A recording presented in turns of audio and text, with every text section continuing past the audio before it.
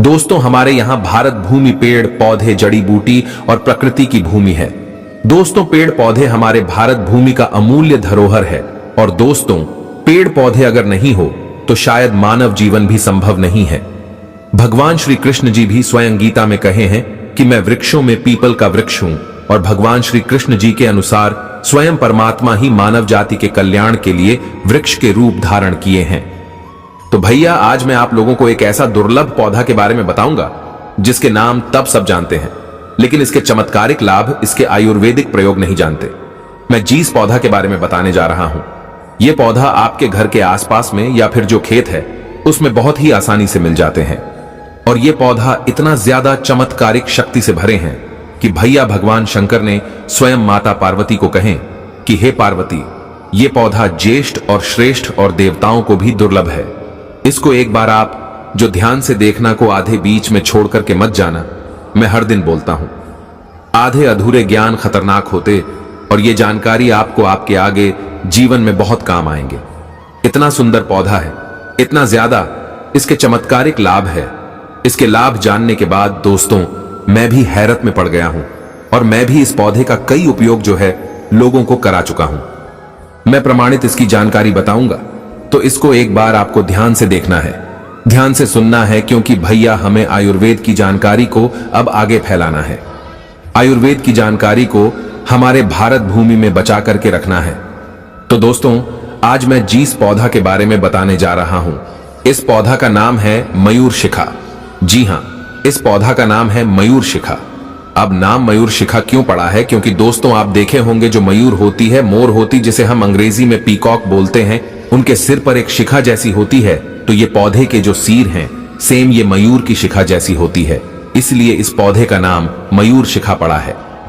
मैं इसके और भी नाम बताऊंगा कि इसे आप क्या किस नाम से जानते हैं।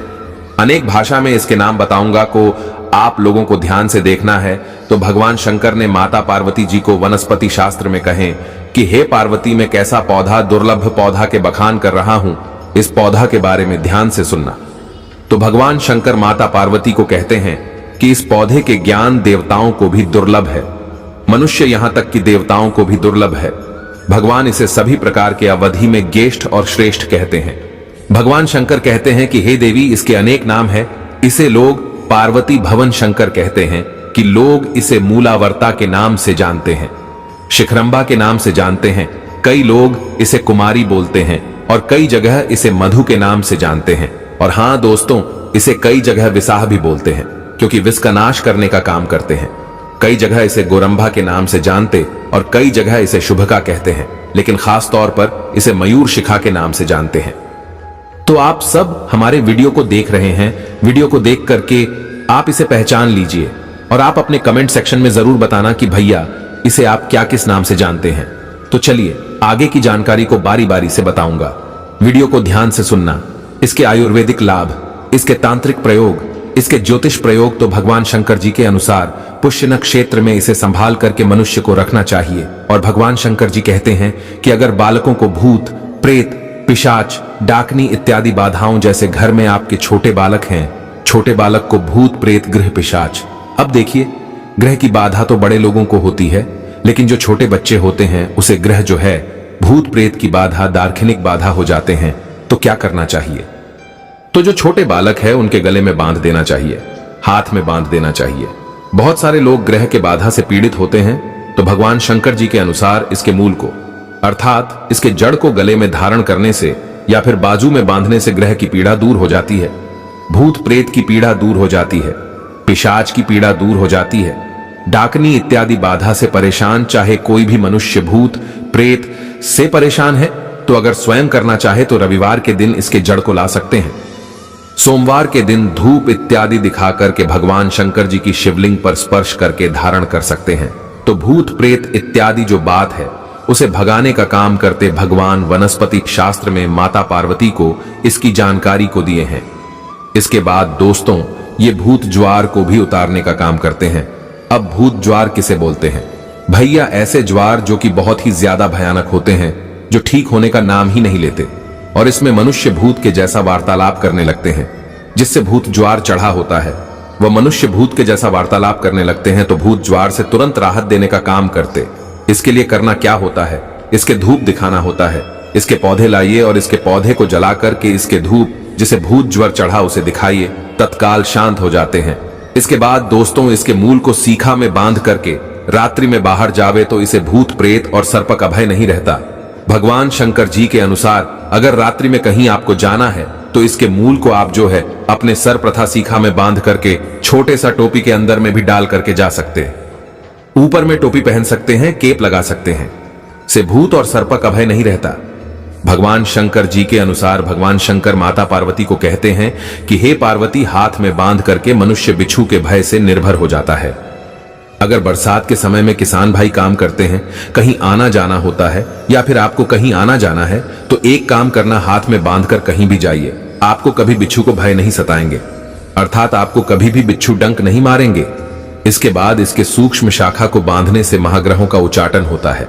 भगवान शंकर जी के अनुसार अगर कोई मनुष्य जैसे ग्रह नक्षत्र के पीड़ से परेशान है, बहुत सारे लोग बोलते हैं न कि हम शनि से परेशान हैं, राहु से परेशान हैं, बहुत सारे लोग बोलते हैं कि केतु से परेशान है, चाहे कोई सा भी ग्रहों तो महाग्रहों के अगर 10 ग्रहों से परेशान है तो भैया इसके शाखाओं को बांधने से महाग्रहों का उच्चाटन होता है, महाग्रह शांत हो जाते हैं।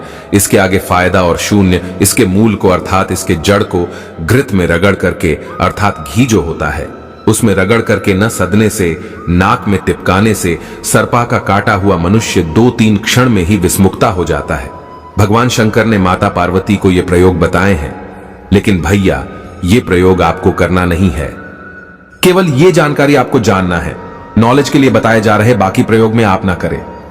इसके बाद तंबुल के साथ अगर बहुत सारे लोगों को ऐसा डर बना होता है, चूहा काट देते हैं तो डर जाते हैं, तो तंबुल के साथ में अगर इसके छोटे से टुकड़े इसके जड़ को खिला देते हैं तो चूहे का काटा हुआ जो विष होता है वह दूर हो जाते हैं, ठीक हो जाते हैं। अब इसके नियम भी बताइए तो ओम नमः शिवाय इस मंत्र से 7 बार अभिमंत्रित करके इस कृष्ण पक्ष की चतुर्दशी तिथि की रात में पवित्र वस्त्र धारण करके मयूर शिखा के पौधे को उखाड़ना होता है। अगर आपको यह धार्मिक अभी हमने जो प्रयोग बताई है में लाभ लेना होता है, तब आप चाहे तो कोई सा भी दिन इसके प्रयोग में ला सकते हैं, जैसे रविवार के दिन भी से उखाड़ करके लाया जा सकता, लेकिन एक दिन पहले आपको निमंत्रण देना होता है। इसके बाद दोस्तों अब आगे के परों सुनिए।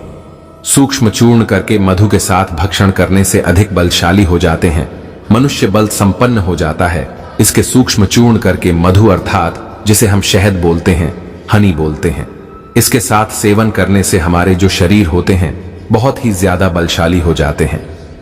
भगवान शंकर जी के अनुसार मयूर शिखा के स्पर्श से, मयूर शिखा के स्वयं के रस से, इसके दूध को अर्थात मयूर शिखा की जो स्वयं की रस है इसमें जो दूध होता है वो दोनों को रहने देना। इसे तेल में पकाने से, कौन सी तेल में, तिल्ली के तेल में पकाने से एक विशेष प्रकार का ये चमत्कारिक तेल बन जाते हैं, एक प्रकार का ये लिक्विड बन जाते हैं, चमत्कारिक आयल बन जाते हैं। और फिर इसे अगर आप अपने केस पे लगाते हैं, बाल पे लगाते हैं तो ये केस दोस्त को नष्ट करते हैं। केस दोस्त के मतलब क्या है कि जैसे अगर आपके बाल झड़ हैं तो ये झड़ते हुए बाल को रोकने का काम करते हैं।